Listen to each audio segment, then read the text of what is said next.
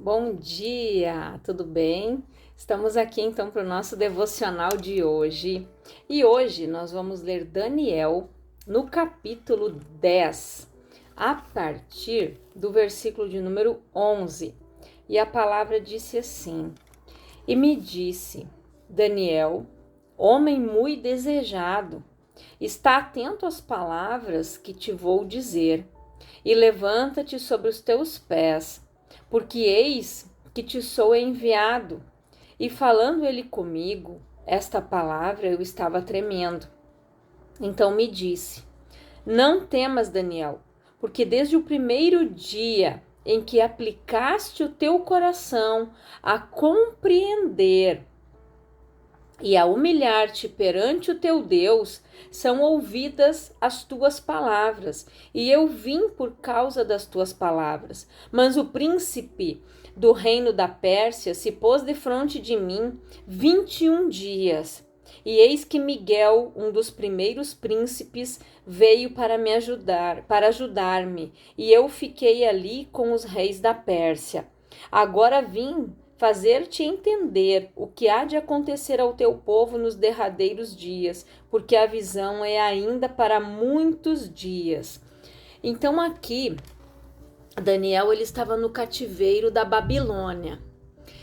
Eles foram levados cativos, né? Deus usou o profeta Jeremias muitas vezes para alertar o povo que eles deveriam abandonar o pecado, que eles deveriam abandonar a idolatria, os falsos deuses que eles estavam servindo, né?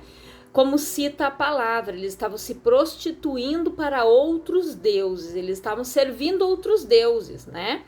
Então eles estavam se prostrando diante de imagens de escultura, levando oferendas, né? E Deus estava alertando eles para que eles abandonassem essas velhas práticas, para que eles abandonassem esse pecado. E eles não deram ouvidos. Então o povo foi levado ao cativeiro. Eles ficaram na Babilônia por 70 anos. Deus havia os alertado que isso iria acontecer, mas muitos não deram ouvidos. E o Daniel, né, que depois ali ele recebeu o nome de Beltesazar, né? Depois teve o Sadraque, Mesaque, Abednego, que nós vamos ver depois, né, sobre eles. O que aconteceu aqui? O Daniel, ele era um nobre e ele foi separado para servir, né, naquela época ali na Babilônia. Ele tinha dons, né, eles sabiam contar, fazer cálculos, mas enfim, Daniel, ele havia tirado um tempo ali, ele fez uma consagração a Deus por causa do que havia acontecido. Ele entendeu que estava no cativeiro, mas o pecado não era dele. Ele entendeu que ele estava ali pelo pecado dos seus pais, dos seus antepassados, que não se voltaram para Deus. Então, todo pecado tem uma consequência, e isso gerou uma maldição na família. Eles foram aprisionados ali. Quando o anjo, né, veio dar a resposta para o Daniel, olha o que ele disse ali. Daniel, homem muito desejado, está atento às palavras que vou te dizer, né? E ele disse aqui no versículo 12: Não temas, Daniel, porque desde o primeiro dia em que aplicaste o teu coração a compreender e a humilhar-te perante o teu Deus, são ouvidas as tuas palavras, e eu vim por causa das tuas palavras. Ou seja, o anjo foi enviado desde o primeiro dia que Daniel havia orado. No momento que Daniel orou, ele pediu perdão para Deus pelo pecado dos seus antepassados, e ele se dispôs a não se contaminar com os manjares do rei. Daniel, ele se dispôs a não se contaminar. Ele se dispôs a ter uma vida, né, de consagração com Deus, de santidade com Deus. Só que quando o anjo diz ali no versículo 13, mas o príncipe do reino da Pérsia se pôs de frente de mim 21 dias. E eis que Miguel, um dos primeiros príncipes, veio ajudar-me e eu fiquei ali com os reis da Pérsia. Aqui, o príncipe do reino da Pérsia significa um principado, uma potestade, ou seja, para você entender melhor, o mundo espiritual, ele é organizado e parecido com o mundo físico onde nós estamos. Ele tem, quando a palavra diz que a nossa luta não é contra a carne e o sangue, mas contra principados e potestades celestiais nos lugares celestiais, né? Contra hostes da maldade. Por que a palavra diz isso? Porque, assim como no céu, né? Tem os anjos, os arcanjos, os serafins, os querubins, né? São classes. É organizado. Lá no inferno também. Eles também são organizadinhos, né? Tem os principados, tem as potestades, né? Tem aquele que manda um pouquinho mais, né? E daí, aquele que delega a ordem, né? Para os demônios. Assim como tem o superior dos anjos, né? Que dá ordem para os anjos. Então é assim. Só que, quando Daniel fez esta oração, por que eles seguraram o anjo ali? Porque assim, as leis do mundo físico onde nós estamos, elas são muito parecidas no mundo espiritual. Os demônios não queriam perder a legalidade, uma procuração que eles tinham nas mãos da família do Daniel. Porque quando nós pecamos, quando nós abrimos a brechinha, quando a palavra diz assim, não deis lugar ao diabo, e você dá, acontece o quê? Você dá uma procuração, você dá uma legalidade para que o inferno venha agir na tua vida. E automaticamente na vida dos teus familiares. Então era isso que acontecia na vida do Daniel e da vida das demais pessoas que estavam ali aprisionadas, né? Que ficaram ali cativas. Por quê? Perdão, o ar ainda, né, está seco, a gente começa a coçar o nariz, né? Dá alergia, perdão. Então, Daniel, ele se voltou para Deus, pediu perdão. Só que os demônios não queriam perder aquela procuração, seguraram o anjo ali.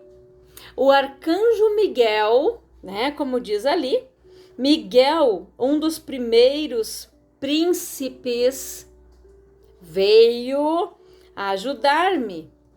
Então Miguel teve que ir lá soltar o anjo que estava preso, né,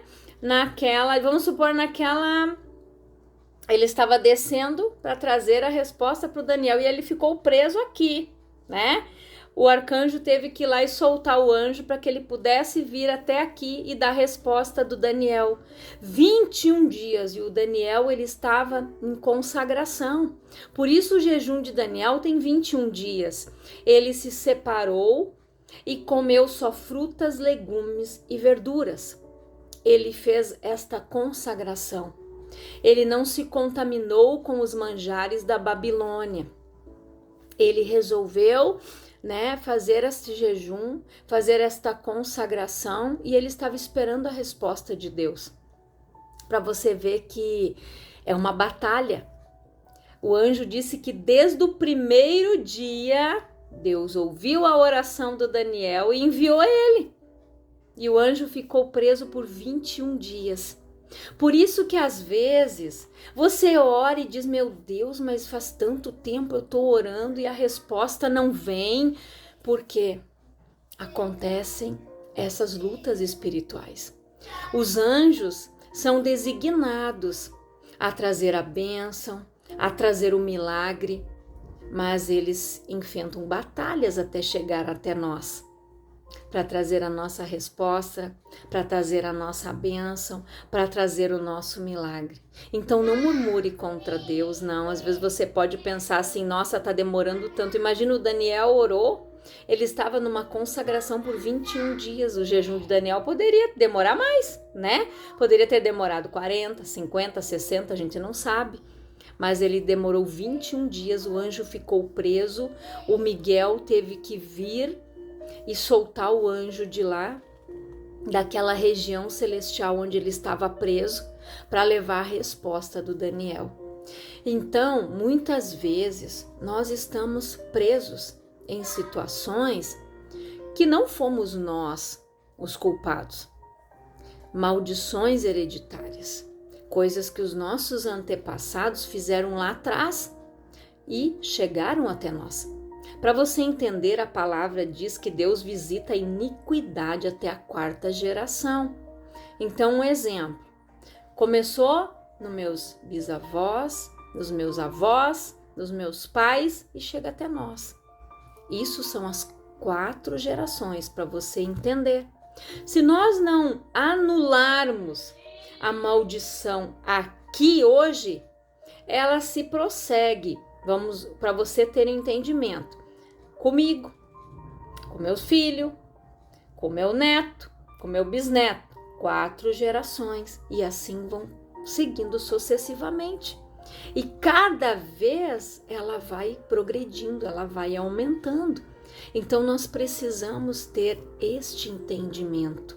Nós precisamos buscar a Deus, pedir perdão pelo pecado dos nossos antepassados, dizer: Senhor, eu não sei o que eles fizeram, que mal eles causaram, que iniquidade eles cometeram, mas eu te peço perdão pelos erros, os pecados deles, e que eles não prossigam mais na minha família, na minha descendência, que eles venham prestar contas a ti do que eles fizeram. Diga para Deus: eu quero o que é bom. Aquilo que eles fizeram de bom, que prossiga na minha vida e na minha descendência, mas aquilo que eles fizeram de errado, Senhor, eu não aceito, eu anulo isso da minha vida e da vida da minha descendência. Então nós precisamos buscar esse entendimento.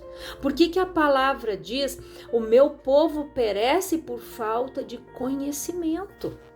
Então nós precisamos buscar conhecimento, buscar o entendimento da palavra de Deus, né? Conhecer as coisas espirituais, e nós precisamos entender que as regiões celestiais está escrito na Bíblia.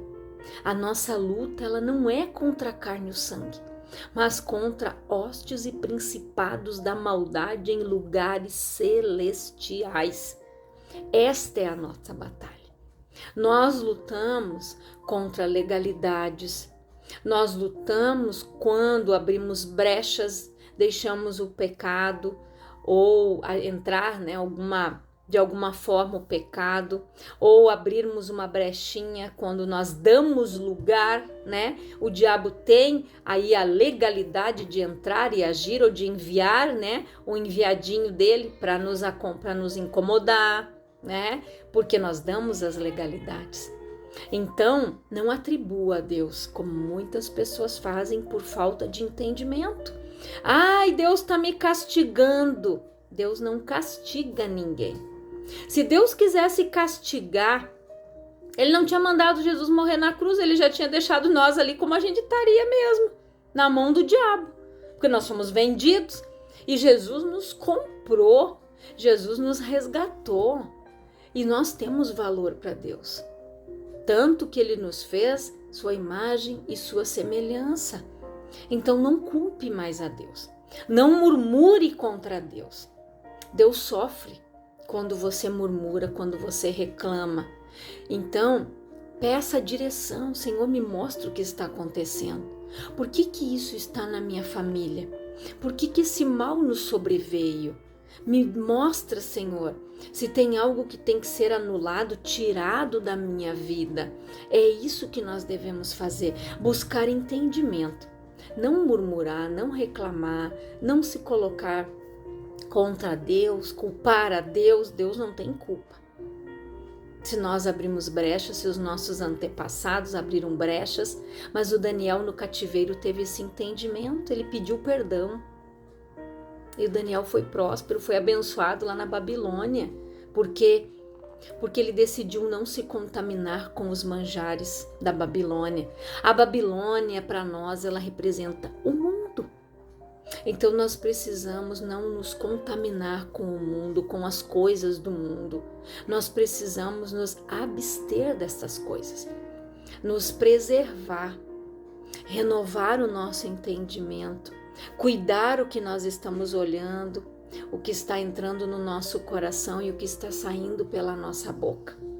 Então, coloque-se como Daniel, a buscar a Deus, a se consagrar a Deus, a pedir direção. Então, eu espero que esta palavra tenha te ajudado, tenha aberto os teus olhos para muitas coisas e que Deus abençoe a tua vida grandiosamente. Eu vou orar com você. Pai, em nome de Jesus, eu oro, Senhor, por todas estas pessoas que ainda estão sob maldição de antepassados, Pai. Que elas tenham entendimento, Senhor, que elas venham te buscar, que o Senhor possa estar liberando o perdão, que o Senhor, Pai amado, liberte estas famílias, estas vidas, Pai, que a iniquidade pare de ser visitada e que eles vivam uma novidade de vida, que eles vivam a vida em abundância que o Senhor Jesus conquistou naquela cruz, Pai. Que estas pessoas, Senhor, tenham entendimento, que venham buscar, que venham se consagrar, Pai, como Daniel fez, a buscar uma resposta do alto, Pai. Que o Senhor esteja direcionando cada vida, Pai, abençoando cada vida. Eu coloco, Senhor, todas estas vidas, todas estas pessoas que estão ouvindo esta palavra, Pai, diante de Ti, e que o Senhor dê a resposta, que o Senhor dê a direção, Pai, para cada homem e para cada mulher, que o Senhor esteja abençoando estas vidas e que eles passem a viver o propósito que o Senhor tem para eles. Esta é a minha oração, em nome de Jesus. Que Deus abençoe a tua vida grandiosamente, em nome do Senhor Jesus.